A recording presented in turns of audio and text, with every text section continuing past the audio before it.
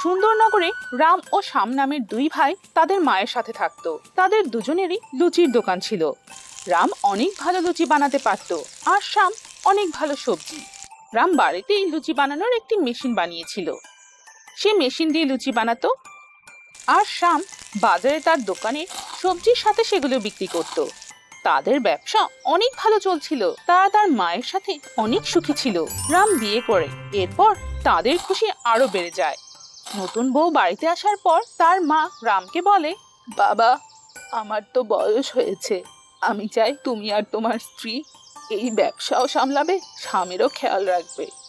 এ কথা শুনে রামের স্ত্রী বলে, ঠিক আছে মা, কিছুদিন সবকিছু ভালোভাবেই চলে। কিন্তু এত ব্যবসা দেখে রামের স্ত্রীর মনে লোভ জেগে ওঠে। সে একদিন রামকে বলে, ওগো শুনছো, সারা দিন তুমি লুচি বানাও, কিন্তু এই শ্যাম শুধু বিকেলে দোকানে কাজ করে সব লাভ নিয়ে নেয়। না ভীমলা, এমন কিছু না। আমি আমার মা আর ভাইকে অনেক ভালোভাবেই চিনি। আমি সব বুঝি, মাও ওর পক্ষে। আমাদের আলাদাভাবে লুচির ব্যবসা করা উচিত, নয়তো এদের চাকর হয়েই থাকতে হবে। তার স্ত্রীর কাছে বারবার এসব কথা শুনতে শুনতে এরপর একদিন সে তার মাকে বলে, মা, অনেক হয়েছে, এখন থেকে আমি নিজেই বাজারে লুচি বিক্রি করব। আরে আরে বাবা, এসব তুই কি বলছিস? মা, আমি কিছুই শুনতে চাই না। আমি আজ থেকে শ্যামকে লুচি দেব না। ও বিক্রি করতে চাইলে ও নিজেই লুচি বানিয়ে বিক্রি করুক। তার মা ও ভাইয়ের কথা শুনে শ্যাম বলে, ভাইয়া, তুমি যদি এমনটাই চাও তাহলে এটাই হবে। এতে আমার কোনো আপত্তি নেই। তুমি নিজেই লুচি বিক্রি করো। এই নাও দোকানের চাবি। মা, চলো, আমরা অন্য কিছু করে নেব। চলো শ্যাম, আমরা এখান থেকে চলে যাই, চলো। এ কথা বলে মা ও শ্যাম তাদের অন্য বাড়িতে যেয়ে থাকতে শুরু করে, এবং রাম ও তার স্ত্রী দোকানে লুচি বিক্রি করতে শুরু করে। এদিকে তাদের মা শ্যামকে বলে, বাবা, আমি কিছু টাকা জমা করেছিলাম, বাজারে গিয়ে একটি দোকান ভাড়া নেই, আর লুচি বানানোর জন্য কিছু জিনিসও নিয়ে আছিস। আমরা নতুন ভাবে সব শুরু করব। আচ্ছা মা। শ্যাম মায়ের কথা মতোই কাজ করে। তার মা লুচি বানায় আর সে সবজি, এবং তারা আবার বাজারে লুচি বিক্রি করতে শুরু করে। রাম তো লুচি বানাতে পারতো, কিন্তু সে ভুলে গিয়েছিল যে সে সবজি বানাতে পারে না। বাজে সবজির সাথে লুচি বিক্রির কারণে তার দোকানের বিক্রি কমতে থাকে। আর এদিকে শ্যাম ও তার মায়ের বানানো লুচি ও সবজি অনেক ভালো বিক্রি হয়। এখন সবাই রামের দোকান থেকে না কিনে শ্যামের দোকান থেকে লুচি কিনতে শুরু করে। এটি দেখে রাম তার ভুল বুঝতে পারে, আর রাম তার স্ত্রীকে নিয়ে তার মায়ের কাছে যেয়ে ক্ষমা চায়। মা, আমাকে ক্ষমা করে দাও। ভাই শ্যাম, তুই আবার ঘরে ফিরে আয়। মা, আমাকে মাফ করে দিন। রামের মা তাদের মাফ করে দেয়। শ্যাম ও মা আবার বাড়িতে ফিরে আসে এবং আবার আগের মতোই একসাথে কাজ করতে শুরু করে। এরপর তারা আবার সুখে বাস করতে থাকে।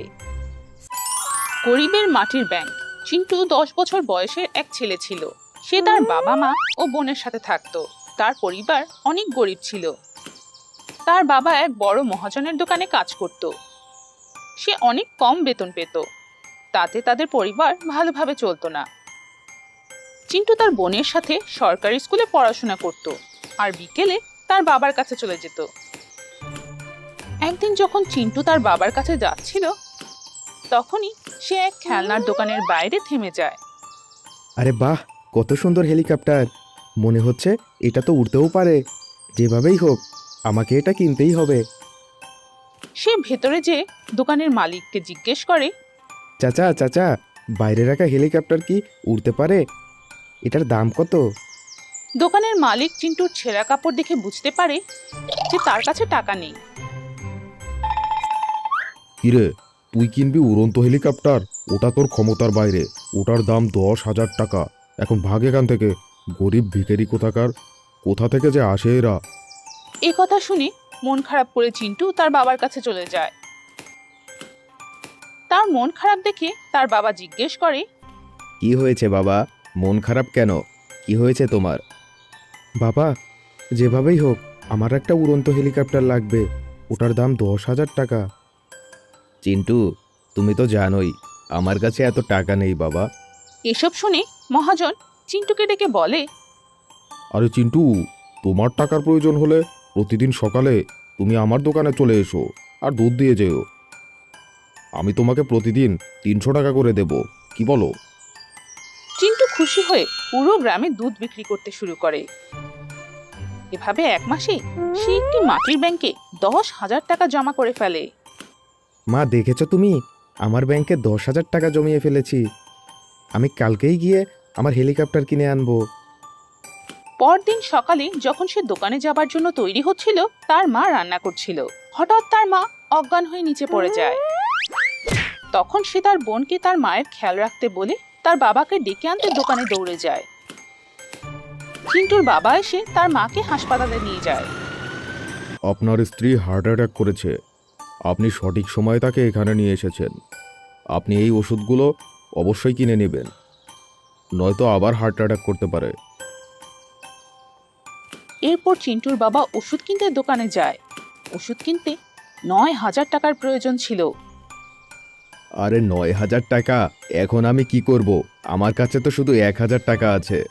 বাবা, তুমি চিন্তা করো না, আমার কাছে তো 10,000 টাকা আছে। দাঁড়াও, আমি এক্ষুনি নিয়ে আসছি। এরপর চিন্টু তার মাটির ব্যাংক ভেঙে তার হেলিকপ্টার কেনার জন্য জমানো সব টাকা দোকানে দিয়ে দেয়। বাবা, তুমি এখন বড় হয়ে গিয়েছো, নিজের দায়িত্ব বুঝতে পেরেছো। বাবা, আমার কাছে মায়ের থেকে আর অন্য কোনো কিছুই বড় না।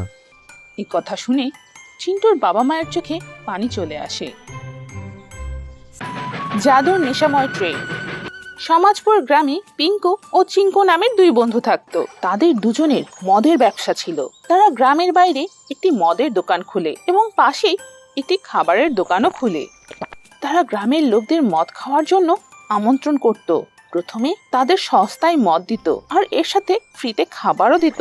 এত সস্তায় মদ পাবার কারণে আস্তে আস্তে গ্রামের সবাই নেশা করতে শুরু করে। আরে ভাই, চলো চিঙ্কার পিঙ্কার দোকানে যাই। আজ আমি 1 বোতল মদ খাবো। আমি তো 2 বোতল নিয়ে নেব, তুমি চিন্তা করো কেন? তুমি তো খাবার ফ্রিতেই পাবে। এরপর যখন লোকেরা এসবে অভ্যস্ত হয়ে পড়ে তখন তারা মদের দাম বাড়িয়ে দেয়। আরে চিঙ্কা ভাই, কি ব্যাপার? দাম এত বেশি কেন? আরে এতে আমি কি করব? মদের দাম তো বেড়ে গেছে। যখন সস্তা ছিল তখন তো সস্তায় দিয়েছি।